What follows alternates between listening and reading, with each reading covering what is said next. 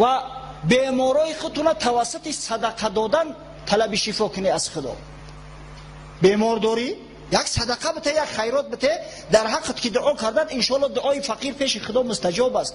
خدای تعالی اجابت میکنه دعای همون فقیر و به بیمارت شفا میده.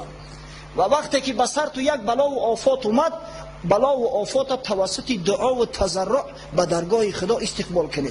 ناله نکنی بچه بختم گشته است، روزم سیاه شده است، سحر جادوم کرده. نه، آخی خدا جان توس کنه، نماز زیاد کن، عبادت زیاد کن، خیر احسان زیاد کن. میره در دهن در خانه جادوگر نوبت مستی رو در قور نوبت 50 در این ماه شریف رمضان به گیروزی نوبت میرسه. با همه زنکان ما خیرون قوشو نداشته باشن، پدر و مادر نداشته باشن، با جادوگر چیش میگه؟ بیار 300 سوم بته یک تمورد